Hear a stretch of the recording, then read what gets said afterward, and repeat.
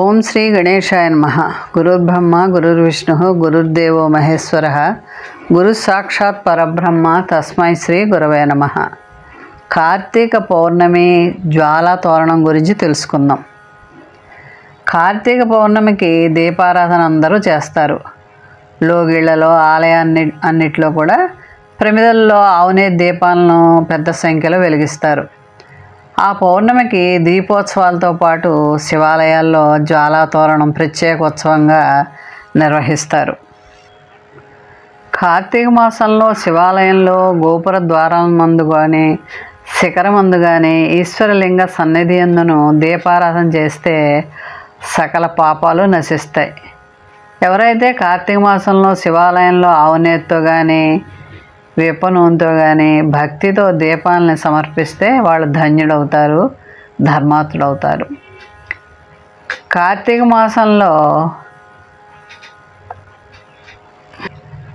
నిత్యము శివాలయందు కానీ విష్ణాలయందు కానీ దీపమాలను సమర్పించిన యెడల పుణ్యంతో పాటు జ్ఞానం పొంది మోక్షం పొందుతారు. కార్తీక మాసంలో హరి సన్నిధిలో స్త్రీలు కానీ పురుషులు కానీ తన శక్తి కొలది దీప సమర్పణ చేస్తే సర్వ పాపాలు నశిస్తాయి. పసిపిల్లలకు దిష్టి తగిలితే నూనెతో తడిపిన వస్త్రాన్ని అంటించి ఆ నిప్పును దిగదుడిచి వేస్తారు.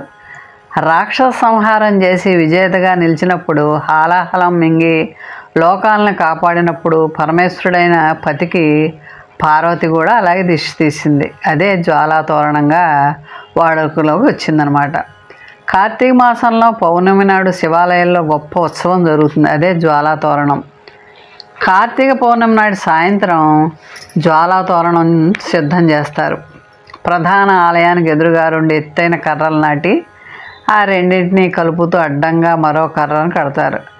అడ్డంగా కట్టిన కర్రను ఎండుగడ్డి వెంట్రుకను వేలాడే విధంగా చుడతారు. చంద్ర దర్శనం తర్వాత ఆ గడ్డిపై నెయ్యి పోసి మంట వెలిగిస్తారు. ఇది తోరణంలా వెలుగుతుందనమాట.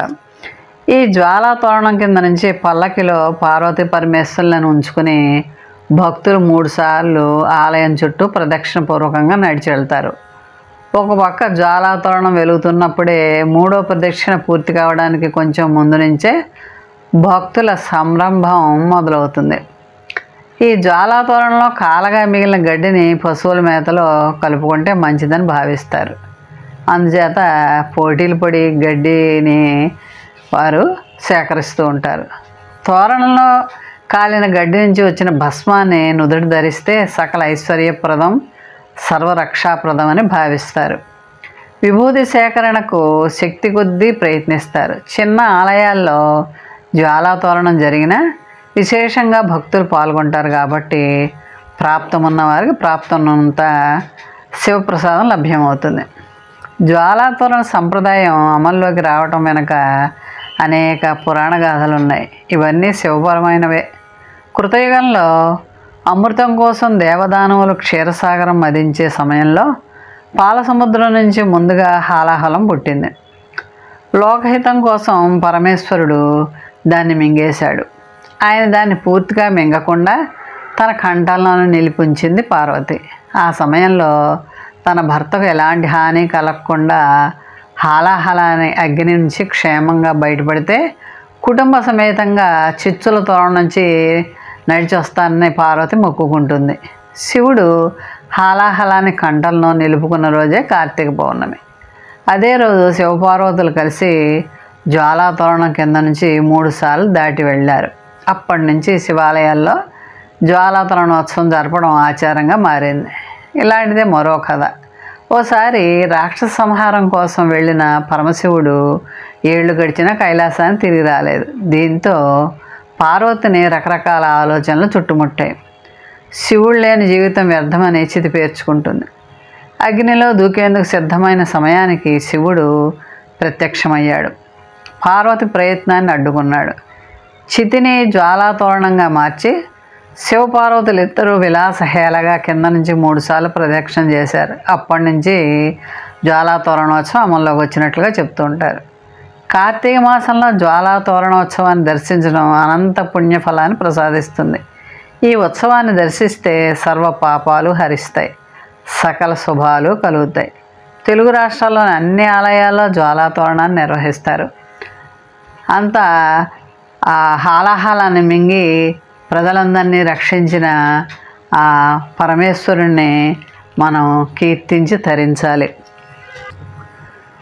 విశ్వేశ్వరాయ నరకాన్నవతారణాయ కర్ణామృతాయ శశిశేఖరధారణాయ కర్పూరకాంతిధవళాయ జటాధరాయ దారిద్ర్యదుఃఖదహనాయ నమః శివాయ గౌరీప్రియాయ రజనీశకళాధరాయ కాలాంతకాయ భుజగాధిపకంకణాయ గంగాధరాయ గజరాజవిమర్దనాయ దారిద్ర్యదుఃఖదహనాయ నమః శివాయ భక్తిప్రియాయ భవరోగభయాపహాయ ఉగ్రాయ దుర్గా భవసాగరతారణాయ జ్యోతిర్మయాయ గుణనామసునుచ్చకాయ దారిద్ర్యదుఃఖదహనాయ నమః శివాయ చర్మాంబరాయ శవభస్మ విలేపనాయ భాలేక్షణాయ మణికుండలమండితాయ మంజీరపాదయుగళాయ జటాధరాయ దారిద్ర్యదుఃఖదహనాయ నమః శివాయ విశ్వేశ్వరాయ నరకాన్నవతారణాయ పంచాననాయ ఫణిరాజవిభూషణాయ హేమాంసుకాయ భువనత్రయమండితాయ ఆనందభూమివరదాయ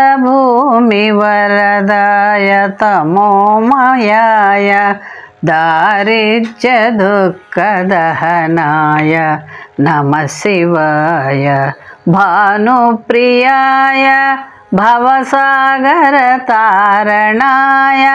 కాలాంతకాయ కమలాసన పూజితాయ నేత్రత్రయాయ శుభలక్షణలక్షితాయ దారిద్ర్యదుఃఖదహనాయ నమః శివాయ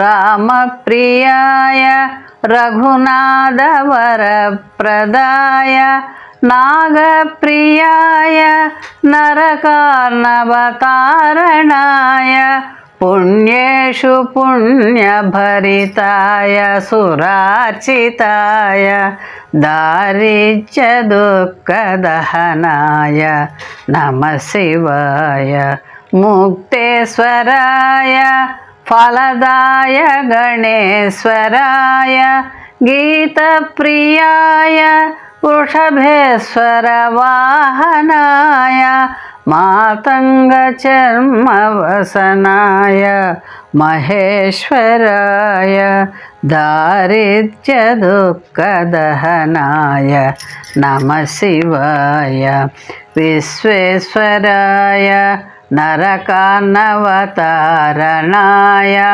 కర్ణామృతాయ శశిశేఖరధారణాయ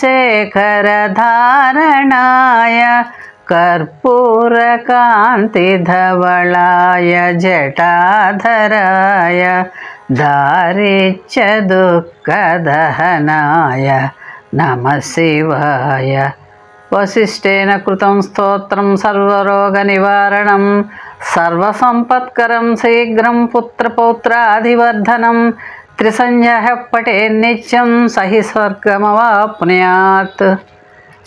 బ్రహ్మర్షి వశిష్ఠుడు రచించిన స్తోత్రం ఇది.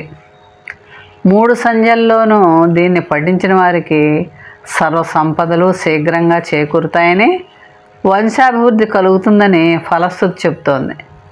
పరమేశ్వరుని గుణవర్ణన చేస్తున్న ఈ స్తోత్రం ఆయనను భక్తి ప్రియునిగాను భవరోగాలను దూరం చేసే దైవంగాను పేర్కొంటోంది. శుభలక్షణుడైన శివుడు గీతప్రియుడు కనుక ఆయనని స్తోత్రం చేయమంటోంది. ఇందులోని ప్రతి 3 పాదంలోనూ మహేశ్వరుని ఐశ్వర్య ప్రధాన లక్షణాలని వర్ణించినందువల్ల ఇది దారిద్ర్యాన్ని రూపుమాపే స్తోత్రంగా ప్రసిద్ధి పొందింది. మోహన్వాణి ఛానల్ వారికి ధన్యవాదాలు. వినండి, వినిపించండి, వింటూనే ఉండండి. మోహనవాణి తెలుగు పోడ్కాస్ట్ వింటున్న శ్రోతలందరికీ హృదయపూర్వక ధన్యవాదాలు. వినండి, వినిపించండి, వింటూనే ఉండండి. మోహనవాణి తెలుగు పోడ్కాస్ట్ మీరు వింటున్నారు. మోహనవాణి మన మోహనవాణి కార్యక్రమాలు మీకు నచ్చినట్లయితే వెంటనే ఒక లైక్ చేయండి, అలాగే కామెంట్ చేయండి, ఎక్కువ మందికి షేర్ చేయండి. సబ్స్క్రైబ్ చేసుకోకపోతే వెంటనే మన ఛానల్కి ఇప్పుడే సబ్స్క్రైబ్ చేసుకోండి. ధన్యవాదాలు.